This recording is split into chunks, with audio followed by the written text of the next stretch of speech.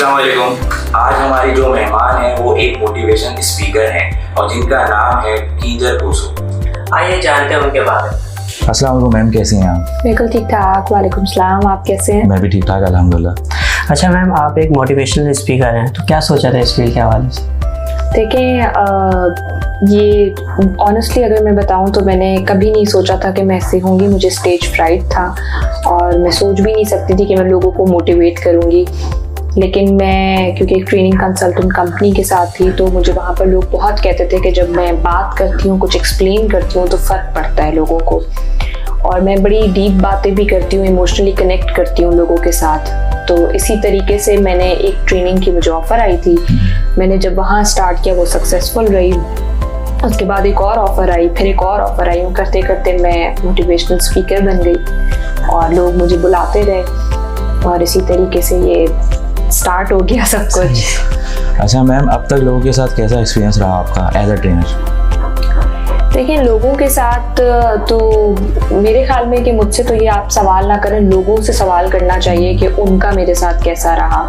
क्योंकि अगर मैं किसी को मोटिवेट कर रही हूँ, ट्रेनिंग दे रही हूँ, अगर उनकी लाइफ में फ़र्क आ रहा है तो वो बताएंगे। मैं तो जाके बोल के चली जाती हूँ या मैं कोशिश तो यही करती हूँ कि मैं किसी की ज़िंदगी को चेंज करूँ। लेकिन हाँ, इमोशनली मेरे ख्याल में जो इमोशंस है ना, जो हम लोगों में, हमारी जनरेशन में कमी है, जो हम लोगों के साथ इमोशनली कनेक्ट नहीं हो पाते हैं, तो वो अगर आप कनेक्ट हो उस तरह की, मुझे लगता है बहुत कमी है लोगों के दरमियान। अच्छा, मोस्टली टॉपिक्स कैसे असेंबल करती हैं आप? देखिए, मोस्टली तो जैसे मैं कभी गाड़ी में गुजर रही होती हूँ और मुझे कोई चीज़ ऐसी नज़र आ जाती है, जैसे कोई रास्ते में कोई नज़र आ गया, कोई कपल नज़र आ गया, कुछ भी नज़र आ गया, या मैंने कोई ऐसा कोट पढ़ लिया फेसबुक पे, या कोई किसी का स्टेटस इस तरह का देख लिया, तो मैं उससे क्लिक करके कोई टॉपिक उठाती हूँ और मैं उस पर वीडियो बनाती हूँ।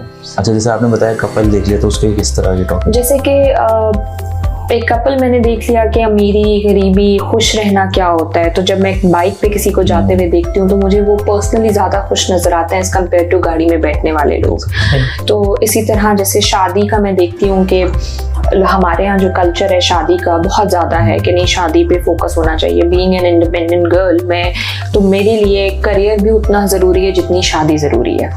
तो इस तरीके से मैं टॉपिक्स पिक करती हूँ और बस। अच्छा, फॉर एग्जांपल जैसे कोई रिक्शा ट्रक वगैरह के पीछे लिखा था फासला रखें, उसको वो क्या, उस हवाले से आप क्या बनाते हैं? देखिए, उसको हम बहुत सारी चीज़ों से कनेक्ट कर सकते हैं। एक तो हम अपने ड्राइविंग स्किल से भी कनेक्ट कर सकते हैं। दूसरा, हम फासला के लोगों के साथ फासला रखें। एक ये भी है, फासला रखेंगे प्यार हो जाएगा। प्यार का तो मैं नहीं कह सकती, लेकिन नुकसान ज़रूर होगा।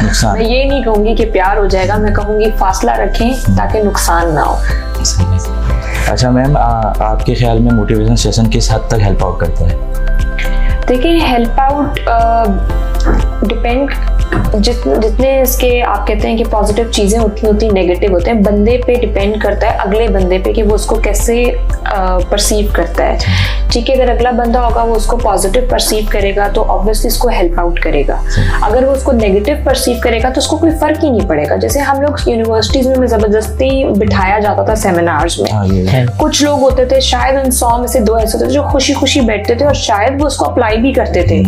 वो उससे बैठ के पूछते थे, ये करते थे, कुछ इस तरह के होते थे जिनको फ़र्क नहीं पड़ता था। तो ये आपके अपने परसीव करने के तरीके पे भी होता है कि आप उसको पॉजिटिव लेते हैं या नेगेटिव लेते हैं। ठीक है। बिसाइड ऑल दिस और क्या करती हैं? बिसाइड ऑल दिस तो मेरी 11 to 7 प्रॉपर जॉब है भैया टाउन के साथ। उसके अलावा मेरा एक ग्रुप है, अगर आप उससे अवेयर हैं, हेल्प अस हेल्प कराची, जो हम लोगों ने इस कोविड सिचुएशन में स्टार्ट किया था। मार्च की एंड में जैसे ही लॉकडाउन हुआ था तो मेरा एक फ्रेंड है, उसकी मुझे कॉल आई थी कि हम लोग 50 लोगों के साथ हम लोग ये स्टार्ट करते हैं, अपने जितने जानने वाले गरीब हैं हम आपस में डोनेशन कलेक्ट करके उनको राशन दे देते हैं। तो फिलहाल तो हम लोग उसके फाउंडर हैं और उस पर भी हम अच्छा खासा टाइम लगा रहे हैं। और उसके अलावा कुछ पॉलिटिकल एक्टिविटीज़ हैं जो कि मैं ऑब्वियसली बात है कि इतना इस चीज़ को मैं वो यहाँ नहीं करूँगी, लेकिन बहुत सोशल एक्टिविटीज़ होती हैं, वीडियोज़ हैं, तो बड़ा ऑक्यूपाई रहती हूँ मैं। इतनी सारी चीजें कर रही हैं आप, तो खुद के लिए ऐसा टाइम निकालती होंगी? संडे है, लेकिन फंडे नहीं कह सकते, लेकिन संडे में भी अपने काम बहुत सारे होते हैं, फैमिली टाइम होता है, कुछ अपनी चीजें होती हैं। लेकिन जैसे कल संडे था, कल वो ऑक्यूपाई था, मुझे बहरिया जाना था। तो अब ये है कि वाकई, लेकिन वो कहते हैं ना कि यही एज है, ठीक है, हर एज का अपना मजा है, यही वक्त है। अगर ये सो के गुजार दिया, जितना सोना था ना, मैंने आज से 5 साल पहले सो लिया। 2 बजे उठती थी, अब मैं सोच भी नहीं सकती मैं 2 बजे उठूं, मैं सुबह 7 बजे 8 बजे उठ। वैसे तो एक टाइम आएगा ही सोना है, तो इससे अच्छा ये सारे काम वो कब्र में सोना है। अच्छा, स्टेज फेयर के बारे में क्या बताना चाहेंगे आप? देखिए, स्टेज फेयर जो मुझे पर्सनली था, मैं इतनी पुरानी बात भी नहीं बता रही, बैक इन 2018 या 18 था, 17 लगा रहे, नहीं 18 था। तो 2018 में ये हुआ था कि एक कॉमेडी जलसा के नाम से हम लोगों ने शो किया था, जो कि स्टैंड अप कॉमेडी शो था। तो उसमें जो था आपका, वो क्या कहते हैं कि होस्ट नहीं आया था, कोई लेट हो गया था क्या, तो मुझे कहा था अनाउंसमेंट करने के लिए। मैंने कहा सवाल ही पैदा नहीं होता कि मैं जाऊं, और था आर्ट्स काउंसिल में।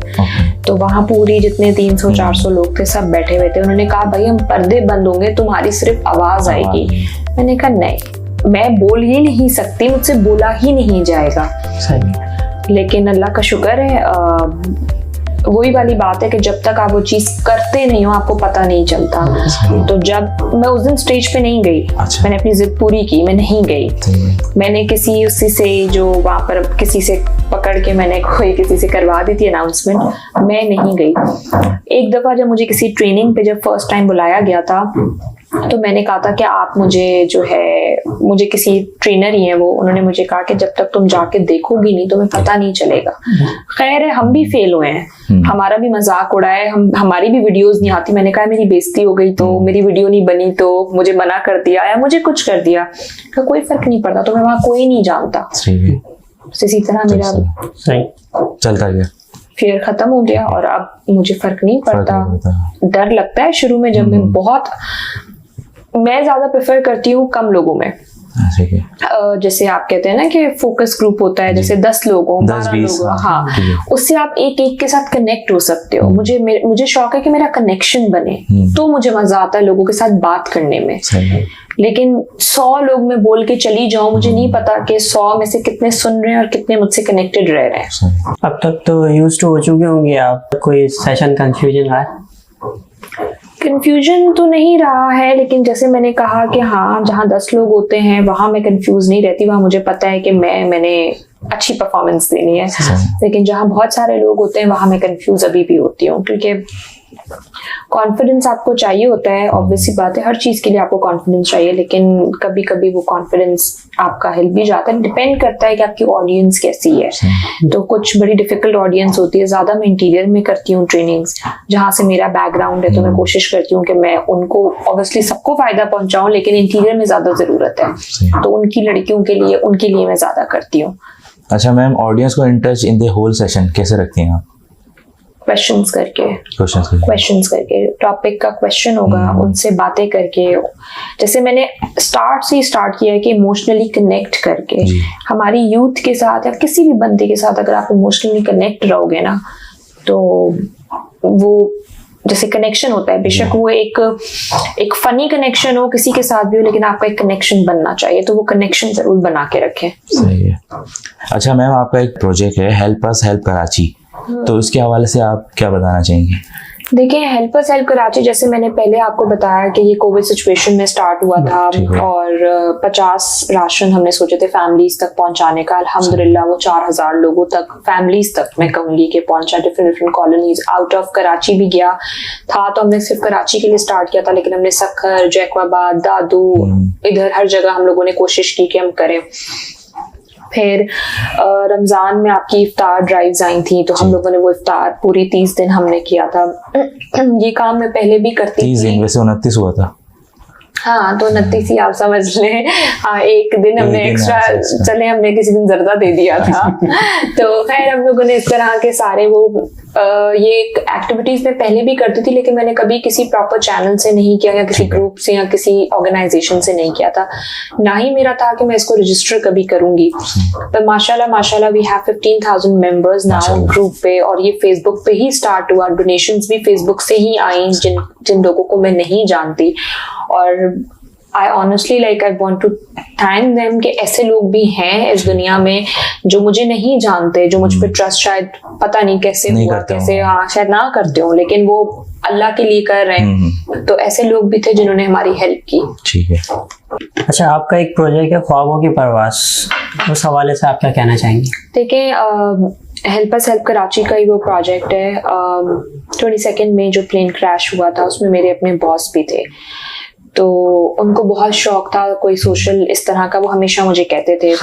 और उनकी सारी कंपनीज का नाम लेजेंड होता था, तो वो कहते थे हम लेजेंड एनजीओ खोलेंगे और तुम संभालोगे। और ये कोई पुरानी बात नहीं है, जब ये प्लेन क्रैश था उससे 1 हफ्ता पहले ही उन्होंने मुझे कहा था कि मैंने तुम्हारा ये हेल्प अस हेल्प कराची देखा है, तो मैं आऊँगा ईद के बाद, हम लोगों ने जो है ना ये चीज़ें स्टार्ट करनी। ठीक है, नहीं तो आप हेल्प अस हेल्प कराची से हम कर लेंगे।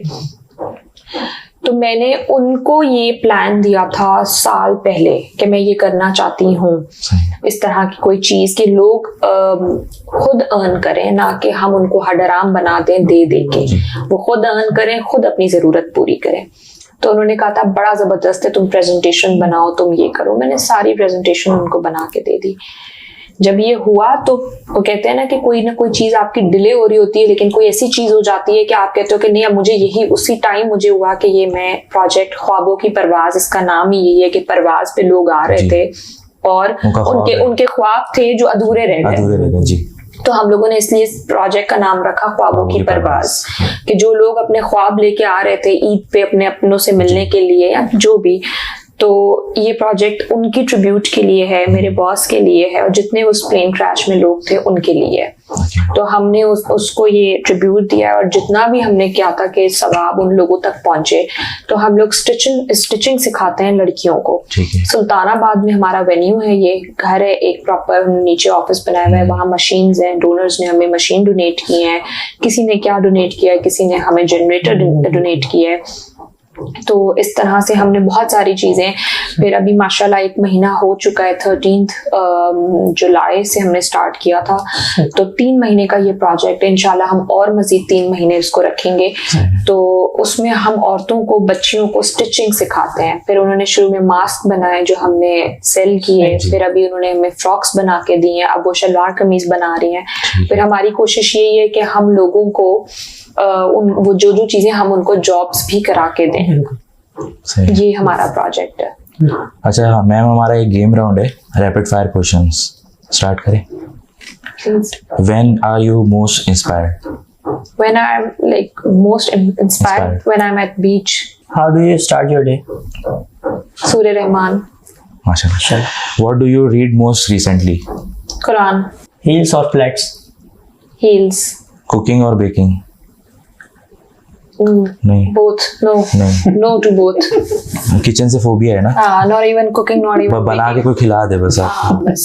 ठीक है, या कोई ट्रीट। कोई तीसरा ऑप्शन है तो बता दे। नहीं, तीसरा नहीं दूँ ये। What do you do to relax? Beach. Shoes or bags? Both. Okay. Trend sitter or followers? Followers. What is your biggest strength? My way of speaking.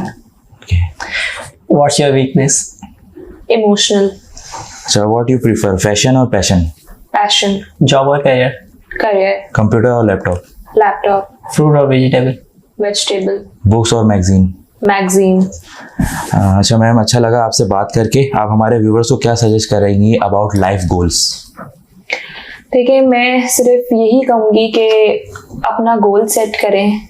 कितना छोटा है कितना बड़ा है वो आप खुद डिसाइड करेंगे, और एक जब भी आप एक सेट कर देते हैं जब गोल, तो आपको रास्ते भी खुद मिलते हैं, आपको सीढ़ियाँ भी मिलती जाती हैं, आपका दिमाग उसी चीज़ पे फंक्शन करता है। हम जब सुबह उठते हैं तो हमारे कुछ ना कुछ गोल्स होते हैं लाइफ में, जो हमें सुबह, अगर मुझे आज कहीं जाना है तो मैं सुबह उठ के उसकी पूरी प्रिपरेशन करती हूँ, मैं तैयार होती हूँ, मुझे यहाँ जाना है। तो इसी तरह आपका लाइफ का एक गोल होना चाहिए कि आप उसको सेट करें। वो आपको 10 साल में भी पूरा हो सकता है, 5 साल में भी। जब वो वहीं रहेगा तो आप खुद रास्ते बना बना के उस गोल तक पहुंच जाएंगे। जी ठीक है, thank you so much ma'am, आपने इस इंटरव्यू का अपना time thank you so much. Most welcome. उम्मीद है आज का इंटरव्यू आप सबको पसंद आया होगा। इसी के साथ साथ आज के इंटरव्यू का अख्ताम हुआ जाता है। मुझे दीजिए इजाज़त, अल्लाह हाफिज़। अस्सलाम वालेकुम, मैं हूँ कींजर खोसो। अगर आपको मेरा इंटरव्यू पसंद आया हो तो प्लीज़ लाइक करें, सब्सक्राइब करें और शेयर करें। Thank you.